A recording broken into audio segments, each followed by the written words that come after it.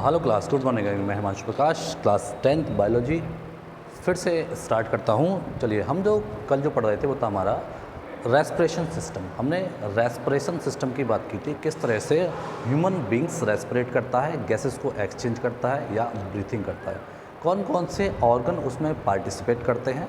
जिसमें कि हमने लंग्स की बात की थी कि लंग्स पार्टिसिपेट करते हैं। लंग्स में कहा लंग्स की प्रोटेक्शन के लिए एक रिब केज था जो लंग्स को प्रोटेक्ट करता है, एक बोनी स्ट्रक्चर थी। उसके बाद हमने कहा था कि साथ में डायफ्राम भी वर्क करता है, यानी पूरे रेस्पिरेटरी ट्रैक में आपके लिए lungs, diaphragm, rib cage, trachea, bronchi, bronchioles और एल्वुलाई, इतने सारे पार्ट हमारे रेस्पिरेशन में हेल्प कर रहे थे। अब जब रेस्पिरेशन हो गया, फिर हमने कहा था कल हम बात करेंगे सर्कुलेटरी सिस्टम की, किस तरह से ह्यूमन बींग्स या और ऑर्गेनिज्म सर्कुलेट करते हैं। हमने जो कहा ना कि ऑक्सीजन ब्लड में पहुंचा, हमने फूड खाया था, फूड एब्जॉर्ब किया हुआ फूड ब्लड में पहुंचा। हमने जो रेस्पिरेशन किया उसमें मिली हुई ऑक्सीजन ब्लड में पहुंची और ब्लड ने फिर उस सभी मटेरियल को ट्रांसपोर्ट कर दिया दूसरी जगह पर, बॉडी के सारे ऑर्गन्स में लेकर चला गया। इसी को हम कहते हैं ट्रांसपोर्टेशन। किसी कंपोनेंट का, किसी न्यूट्रिएंट्स का one place to another place move करना ट्रांसपोर्टेशन कहलाता है। ट्रांसपोर्ट से आप समझ रहे हैं, ट्रांसपोर्ट मतलब जैसे अगर रोड की हम बात करें, रोड पर व्हीकल्स चलती हैं, व्हीकल्स एक जगह से दूसरी जगह कुछ लेकर जाती हैं, या हम बाइक चला के जाएं तो हम बाइक के थ्रू जा रहे हैं। अगर आपने कोई सामान मंगाया है वो व्हीकल के थ्रू आ रहा है, तो उस सामान को एक जगह से दूसरी जगह पर ट्रांसपोर्ट किया गया है। सेम हमारे ब्लड में जो फूड आया इंटेस्टाइन के थ्रू, उसको एक जगह से दूसरी जगह टारगेट साइट पर ट्रांसपोर्ट किया जा रहा है, पहुंचाया जा रहा है। इसी को बोला ट्रांसपोर्टेशन। ये काम ह्यूमन बींग्स में हो रहा है या ह्यूमन बींग्स कर रहा है, ठीक है। अगर हम करेंगे तो हम सामान को ट्रांसपोर्ट करेंगे, लेकिन अगर हमारी बॉडी में ये काम होगा तो बॉडी में ब्लड इस काम को करेगा। मतलब ब्लड के पास सारी चीज़ें हैं, जितने भी आपके पास ऑक्सीजन है वो ब्लड के पास है, कार्बन डाइऑक्साइड है वो ब्लड के पास है, जितने न्यूट्रिएंट्स हैं वो ब्लड के पास हैं, यानी एट लास्ट सब ब्लड में जा रहा है। ब्लड के थ्रू बॉडी के ऑर्गन में, सभी ऑर्गन, सभी सेल में जाकर ट्रांसपोर्ट हो रहे हैं, कनेक्ट। मतलब क्योंकि ब्लड ही वो फ्लूइड कनेक्टिव टिश्यू है जो सभी ऑर्गन्स को आपस में कनेक्ट कर सकता है। इसके अलावा कोई भी टिश्यू पूरी बॉडी को कनेक्ट नहीं करता, केवल एपिथेलियल कवरिंग कर देगा, बॉडी के और टिश्यू कहीं पर प्रेजेंट हो जाएंगे। लेकिन ब्लड ऐसा टिश्यू है जो बॉडी में लगभग हर जगह मिलता है। आपको कहीं भी चोट लगे वहाँ से ब्लड जरूर निकलता है। क्यों? क्योंकि ब्लड वहाँ पर सेल्स के बीच में प्रेजेंट है। अब सोचो ये ब्लड जाता कैसे होगा? जो आपने गाड़ी में कोई सामान रख दिया, वो गाड़ी, वो व्हीकल्स जाएगा कैसे? उसके लिए क्या होगा? रोड बनी होगी कि बाई रोड जाएगा, बाई ट्रेन जाएगा, बाई प्लेन जाएगा, कोई ना कोई रास्ता है जाने के लिए। सेम यहाँ पर भी क्या है, ब्लड में रास्ते बने हुए हैं। उन रास्तों को हम नाम देते हैं ब्लड वेसल्स। क्या कहेंगे उनको? कि वो रास्ते ब्लड वेसल्स हैं, वो पाइप्स हैं जो ब्लड को लेकर जा रहे हैं, उनको बोल दिया ब्लड वेसल्स। अब ये ब्लड वेसल्स 3 टाइप के हैं, एक रेड कलर के, एक कुछ ब्लूश ग्रीन कलर के, और तीसरे बहुत ज़्यादा पतले वाले जो इनको कनेक्ट कर रहे हैं। मतलब एक को हमने बोला जो रेड कलर को रख रहे हैं ब्लड अगर कहीं हम लोग रेड दिख रहा है, मतलब वो हमारी जा रहा है आर्टरी में। अगर कोई ब्लड ब्लू कुछ रेड का दिख रहा है, वो हमारा है वेन्स में, यानी आर्टरी, वेन्स और कैपिलरीज। ये 3 पाइप्स हैं जो ब्लड को ट्रांसपोर्ट करने में हेल्प कर रहे हैं, आर्टरी, वेन्स और कैपिलरीज, ठीक है। आर्टरी कौन सी? वो पाइप्स जो प्योर ब्लड को रखेंगे, वो पाइप्स हैं जो हमारी बॉडी में प्योर ब्लड को रखते हैं, उनको हम कह देते हैं आर्टरीज। यानी रेड ब्लड को जो रखते हैं वो उनको कह दिया आर्टरी।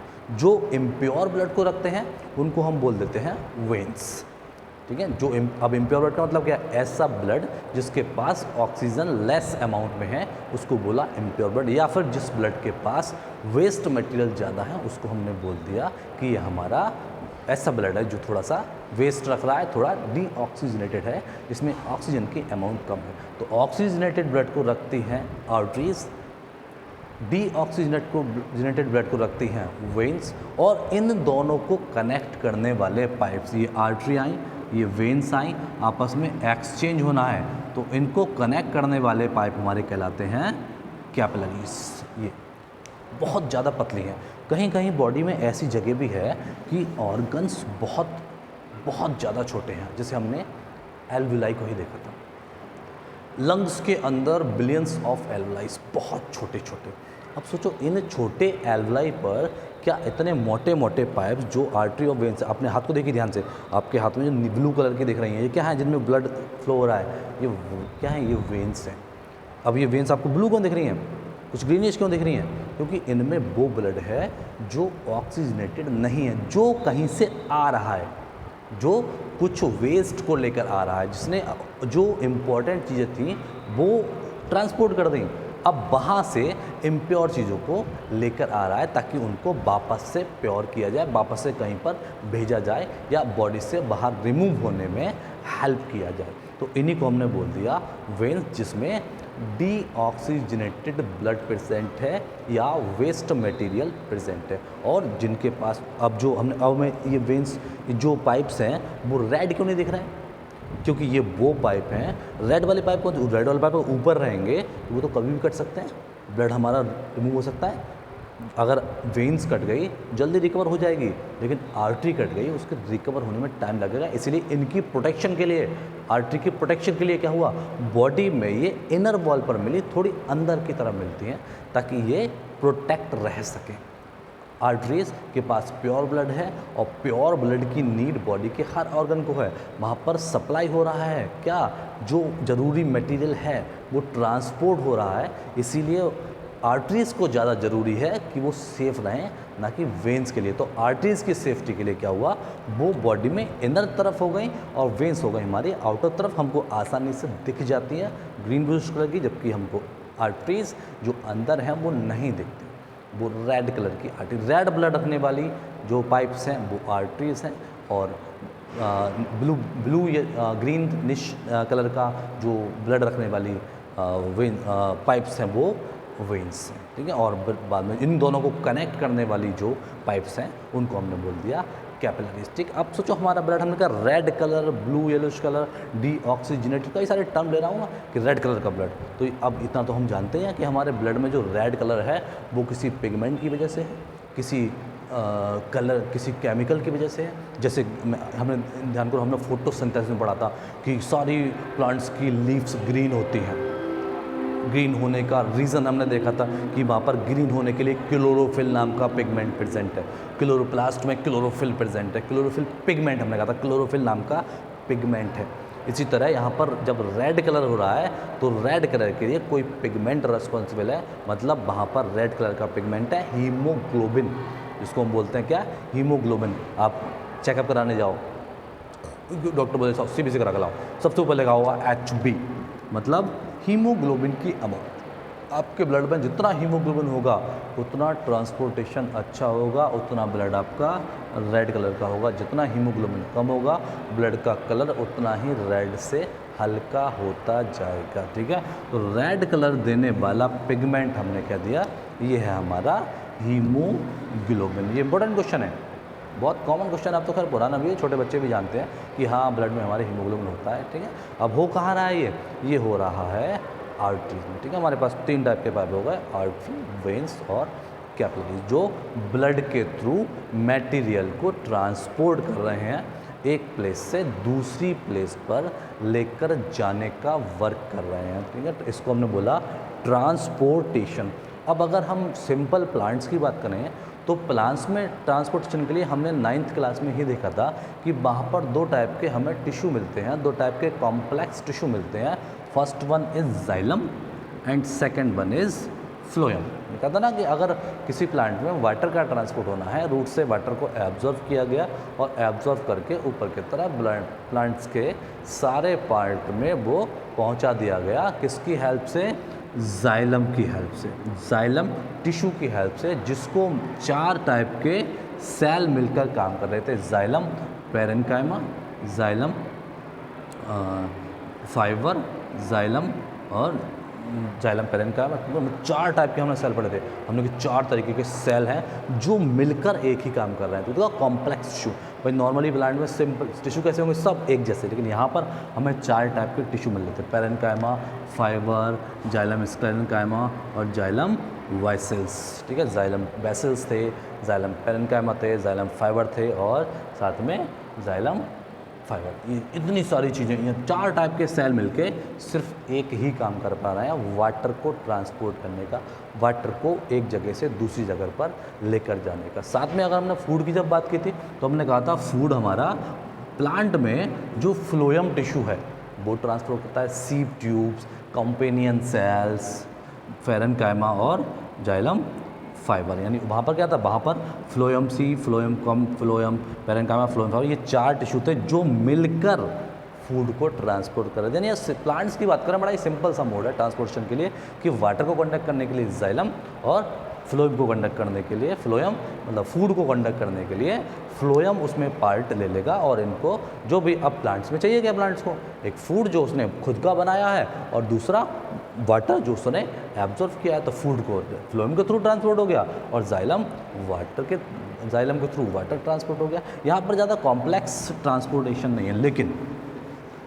लेकिन अगर हम बात कर दें एनिमल्स की, अब एनिमल्स में आप कभी भी ऐसा नहीं है कि आप ज़मीन से लगे हुए हैं और आपकी रूट्स हैं और आप आराम से वाटर को वहाँ से एब्जॉर्व कर लेंगे, फूड अपना खुद बना लेंगे, आपकी बॉडी में बनना है वो ट्रांसपोर्ट हो जाएगा। नहीं, आपको फूड भी बाहर से लेना है, आपको न्यूट्रिएंट्स भी बाहर से लेने हैं, आपको वाटर भी बाहर से लेना है, आपको डिफरेंट कंडीशन, डिफरेंट मटेरियल्स मिल रहे हैं आपको खाने के लिए, उन सबको ट्रांसपोर्ट करना है, उन सबको सेल में या बॉडी में हर पार्ट में, हर ऑर्गन में, हर ऑर्गन सिस्टम में, हर सेल में, हर टिश्यू में पहुंचाना पड़ेगा।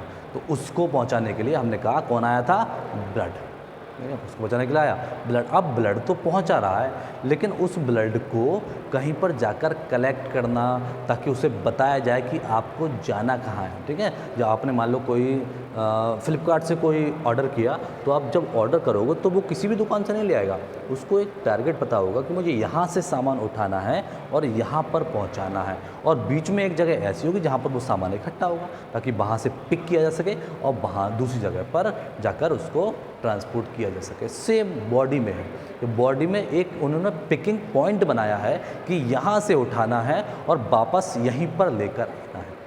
कोई आदमी सामान कहाँ से उठाएगा, यहाँ से उठाएगा और वापस यहीं पर आकर मिलेगा ताकि उससे वापस से उस सामान दूसरा मिल सके। उस पिकिंग पॉइंट को हमारी बॉडी में बोला गया हार्ट। क्या बोला गया, उस पिकिंग पॉइंट को बोला गया हार्ट। यानी कि अब हमारे पास ब्लड साथ में हार्ट, ये 2 चीज़ मिलकर काम कर रही हैं किसको, ट्रांसपोर्ट करने का। हार्ट भी ट्रांसपोर्टेशन में हेल्प करता है ना, हार्ट धड़कता है, धक धक करता है, तो वो धक धक नहीं है, वो क्या है, वो उसका ट्रांसपोर्टेशन करने का तरीका है, वो उसकी बातचीत है अपनी बॉडी से कि हम ऐसे ऐसे बातचीत करेंगे। जिससे देखो आप कोई एनिमल है, कोई बर्ड है, बोलता है, चिड़िया जब या कोई बर्ड बोलेगी तो उसकी अपनी भाषा है, डॉग की अपनी भाषा है, और एनिमल्स की अपनी भाषा, आपकी अपनी भाषा, हार्ट की अपनी भाषा है। वो बेचारा कैसा करता है, वो करता है धक धक, उसको बोलते हैं लव और डव, वो लव डव कर रहा है उसकी भाषा। जैसे डॉग कर रहा है भौं, काऊ कर रही है वाई, ठीक है, बकरी कर रही है मैं, कैट कर रही है म्याऊं, तो उसकी अपनी भाषा है। यहाँ हार्ट की भाषा है लव डव, जो आवाज़ आ रही है ना धक धक की, वो धक धक नहीं है, वो क्या है, वो है love Dove, LUV love DUV Dove. ठीक है, यानी कि वहाँ पर क्या है, वहाँ पर 2 टाइप के प्रेशर हैं। अभी हम हार्ट पर स्ट्रक्चर पर नहीं जा रहे हैं, ठीक है, अभी हम आवाज़ की ही बात कर रहे हैं कि हार्ट की आवाज़ क्या है वो है डायस्टोलिक और सिस्टोलिक। क्या है, आपने देखा है ना, ब्लड प्रेशर आपने सुना होगा कि मेरा blood pressure, normal blood pressure 120/80 mmHg है। कहते हैं कि मेरा जो नॉर्मल ब्लड प्रेशर होता है वो 120/80 mmHg होता है। मतलब इसको हम नाप सकते हैं किसी मशीन से, है ना, मशीन से नापते हैं सर। तो वो ब्लड प्रेशर क्या है, ये 120 क्या है, ये है डायस्टोलिक प्रेशर, और ये 80 क्या है, ये है सिस्टोलिक प्रेशर। आपको ये डायस्टोलिक क्या है, ये सिस्टोलिक क्या है, ठीक, यानी क्या है, हार्ट धक धक कर रहा है। कभी हार्ट वाली वीडियो को चला के देखना, ठीक है, कि हार्ट कैसे ब्लड को सप्लाई करता है। तो वहाँ पर क्या होगा, हार्ट का साइज छोटा होगा, बड़ा होगा, हार्ट कॉन्ट्रैक्ट करेगा, और रिलैक्स करेगा। ठीक है भाई, आप एक ड्रॉपर लो, ड्रॉपर को दबाओ और दबा के वाटर में रखो और वापस छोड़ दो, वाटर आ जाएगा ऊपर एकदम। ठीक है, तो जब हार्ट दबा उसने क्या करा, उसने सभी अपना ब्लड बाहर निकाल दिया और वो तैयार है नया ब्लड लेने के लिए, वापस से अपनी पोजीशन में आया, उसके अंदर ब्लड आ गया। यानी हार्ट का कॉन्ट्रैक्ट होना, हार्ट का दबना, उसको हमने बोला डायस्टोलिक। हार्ट के कॉन्ट्रैक्ट होने को बोला डायस्टोलिक और वापस से रिलैक्स होने को बोला सिस्टोलिक। तो हम हार्ट जो प्रेशर में, ब्लड प्रेशर में नापते हैं, वो यही मेज़र करते हैं कि हमारा हार्ट कितना कॉन्ट्रैक्ट हो रहा है और कितना रिलैक्स हो रहा है। हम तब अगर हार्ट हमारा हेल्दी है तो उसका सिस्टोलिक और डायस्टोलिक प्रेशर हमेशा कैसा आएगा, बराबर। वो एक अमाउंट में कॉन्ट्रैक्ट होगा और एक डेफिनेट मेजरमेंट में रिलैक्स होगा। इसी को हमने बोला नॉर्मल ब्लड प्रेशर। हार्ट का नॉर्मली डायस्टोलिक और सिस्टोलिक करना, मतलब नॉर्मली कॉन्ट्रैक्ट होना और साथ में रिलैक्स होना है। ठीक है, तो डायस्टोलिक प्रेशर समझ गए कि डायस्टोलिक क्या है, ये बीपी है क्या है। अब आपसे कोई पूछा है कि मेरा बीपी नाप दो, तो क्या बोलोगे, नहीं नहीं बीपी नहीं नापना है, आपका डायस्टोलिक और सिस्टोलिक प्रेशर नापना है कि आपका हार्ट कितना कॉन्ट्रैक्ट कर रहा है और कितना रिलैक्स करता है। ठीक है, इसको नापने के लिए हमने क्या करा, बीपी मशीन या और जो मेज़रमेंट है डॉक्टर पहचाना वो डिवाइस यूज़ करता है, उस डिवाइस का नाम आप लोगों को बताना है कमेंट में। ठीक है, कि आखिर उस डिवाइस का नाम क्या है जिससे हार्ट का डायस्टोलिक और सिस्टोलिक प्रेशर हम मेज़र कर सकते हैं। उस डिवाइस का नाम आपको कमेंट करके बताना है। ठीक है, अपने कमेंट में। ठीक, चलो ठीक, हम समझ गए कि हमारे हार्ट कैसा काम कर रहा है। हार्ट हमारा कॉन्ट्रैक्ट हो रहा है और रिलैक्स हो रहा है। अब जब हार्ट हमारा कॉन्ट्रैक्ट और रिलैक्स करेगा तो वहाँ साफ सी बात है कि उसके पास कोई स्ट्रक्चर है, उसके पास कोई हॉलो स्ट्रक्चर है, कोई बलून लाइक स्ट्रक्चर है जिसको वो कॉन्ट्रैक्ट कर सकता है और जिसको वो आपके जो ड्रॉपर है वो कैसा है, वो रबड़ का बना हुआ, उसको हम पिचका भी सकते हैं, उसको हम वापस से उसकी पोजीशन में भी ला सकते हैं। सेम है हमारा हार्ट। हमारा कैसा है, हार्ट हमारा एक ऐसी स्ट्रक्चर है जिसको हम कंप्रेस कर सकते हैं, जिसको हम रिलैक्स कर सकते हैं। अब ये कंप्रेस्ड स्ट्रक्चर हमारी 4 पार्ट में डिवाइड होती है, जिसको हम बोलते हैं 4 चैम्बर्ड स्ट्रक्चर। ठीक, क्या बोला इसको, 4 चैम्बर्ड, मतलब हमारा पूरा हार्ट ऑर्गन तो एक ही है लेकिन 4 चैम्बर में डिवाइड। जैसे आपका घर तो एक ही है लेकिन घर में कमरे अलग अलग होते हैं, किचन अलग और लिविंग रूम अलग, डाइनिंग रूम अलग। सर वो क्या है, वो पार्ट्स हैं होम के। सेम यहाँ पर क्या है, यहाँ पर होम के घर के पार्ट्स हैं। यहाँ पर एक चैम्बर है, एक पूरा ऑर्गन है, उस ऑर्गन के पार्ट, जैसे लंग्स का ही था कि ट्रैकियाई, ब्रोंकोल्स, अल्वेलाई, क्या थे वो पार्ट्स थे। एलिमेंट्री कैनाल की बात की हमने तो उसमें oesophagus, stomach, small intestine, large intestine, क्या थे ये सब एलिमेंट्री कैनाल के पार्ट थे जो हेल्प कर रहे थे। सेम हार्ट में क्या है, हार्ट में एक चैम्बर है और उस चैम्बर में 4 पार्ट हैं। ठीक है, 4 पार्ट में। अब देखो अपने आप को देखो, हम हमेशा अपनी बॉडी को 2 पार्ट में डिवाइड करते हैं कि लेफ्ट पोर्शन, राइट पोर्शन। जब डिवाइड करते हैं कि लेफ्ट और राइट, तो हार्ट को भी 4 पोर्शन होंगे, 2 पोर्शन होंगे लेफ्ट में और 2 पोर्शन होंगे राइट में। ठीक है, रहेंगे 2 पोर्शन रहेंगे लेफ्ट में और 2 रहेंगे राइट में। ठीक है, आप सामने से देखेंगे तो आपको ये राइट दिख रहा है, ये लेफ्ट दिख रहा है, लेकिन अभी मैं अगर सामने से बात करूँ तो ये मेरा लेफ्ट और ये मेरा राइट। ठीक है, तो राइट और लेफ्ट की बात की। अब देखो, जब भी हार्ट अटैक होता है तो इंसान अपना हाथ कहाँ रखता है, राइट में, लेफ्ट में। ठीक है, मतलब जो लेफ्ट पार्ट है हार्ट का वो ऑक्सीजनेटेड ब्लड को रख रहा है, उसके पास ऑक्सीजनेटेड ब्लड है, और जो राइट पार्ट है वो क्या कर रहा है, वो डीऑक्सीजनेटेड ब्लड को रख रहा है। लेफ्ट पार्ट में जो भी लेफ्ट हार्ट के लेफ्ट रीजन है उनमें आपको रेड ब्लड देखने को मिलेगा, यानी कि ऑक्सीजनेटेड ब्लड देखने को मिलेगा, जबकि राइट पार्ट में क्या मिलेगा, हमको डीऑक्सीजनेटेड ब्लड देखने को मिलेगा। वहाँ पर ऐसा ब्लड मिलेगा जिसके पास ऑक्सीजन की अमाउंट कम है और इसके पास ऑक्सीजन की अमाउंट ज़्यादा होगी। ठीक है, हम 4 चैम्बर की बात कर रहे हैं ना, तो फर्स्ट चैम्बर हमारा, second chamber, third chamber, fourth chamber. यानी फर्स्ट चैम्बर में भी मिलेगा हमको कैसा, ऑक्सीजनेटेड ब्लड, इस चैम्बर में भी मिलेगा ऑक्सीजनेटेड, इसमें मिलेगा डीऑक्सीजनेटेड और इसमें मिलेगा डीऑक्सीजनेटेड। ऐसा क्यों, वाई? क्योंकि हार्ट में कभी भी ब्लड का प्योरीफिकेशन नहीं होता। इसका मेन रीज़न ये है, हार्ट हमारा सिर्फ और सिर्फ ब्लड को सप्लाई करेगा, एक पॉइंट है जहाँ पर आकर ब्लड कलेक्ट होगा। इसके अलावा हार्ट का कोई वर्क नहीं है। अगर आप कहो कि हमारा हार्ट ब्लड को प्योर करता है तो ये बात सरासर गलत होगी। ये बिल्कुल भी सही नहीं होगा कि हार्ट हमारा ब्लड को प्योर करता है। हार्ट में ब्लड प्योर नहीं होता।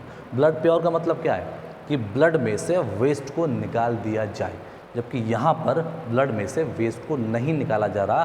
पूरी बॉडी का जितना वेस्ट ब्लड है वो डीऑक्सीजनेटेड में आगे इकट्ठा हो जाएगा, ठीक है, वो कहीं जाएगा, वहाँ से प्योर होकर वापस ऑक्सीजनेटेड वाले पार्ट में आ जाएगा। प्योर कहीं और हो रहा है और वापस ब्लड में आ रहा है। इसीलिए यहाँ पर एक नया टर्म आ जाता है, डबल सर्कुलेशन, यानी बॉडी में ब्लड का 2 बार घूमना या हार्ट में ब्लड का 2 बार आना। एक बार आया इम्प्योर ब्लड, फिर वो गया प्योर होने, फिर वापस से आया प्योर ब्लड, ठीक है। हार्ट सिर्फ क्या एक पॉइंट है, एक मीडियम है जो कलेक्ट कर रहा है। प्योर ब्लड आया, उसने कलेक्ट कर दिया, भेज दिया। इम्प्योर ब्लड आया, कलेक्ट कर लिया, प्योर होने के लिए भेज दिया, ठीक है। ब्लड से जितना, बॉडी से जितना भी वेस्ट वाला ब्लड है वो सब आएगा हार्ट के पास, वो रख लेगा अपने पास, फिर आगे भेजेगा, बोले जाओ तुम प्योर होकर आओ।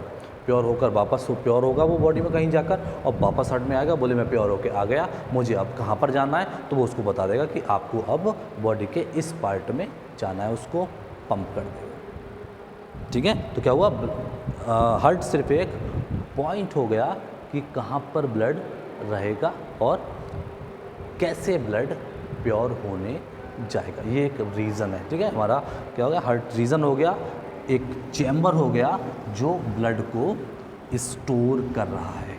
इसके आगे का जी कहानी है, जो पार्ट है वो हम बात करेंगे अपने नेक्स्ट पार्ट में कल, ठीक है। आप लोग इतना जो दिया है इसका सोचना, समझना, ब्लड को पढ़ना और मुझे क्वेश्चन बताना कि ऐसा कौन सा डिवाइस है जो ब्लड को या बीपी को, ब्लड प्रेशर को मीज़र करने के लिए यूज़ किया जाता है। कौन सी डिवाइस डॉक्टर ब्लड को मीज़र करने के लिए यूज़ करते हैं, इसका आंसर आपको मुझे कमेंट में देना है, ठीक है। ओके, चलते मिलते हैं कल हार्ट के स्ट्रक्चर और बाकी फंक्शन के साथ। ओके, चलिए बाय।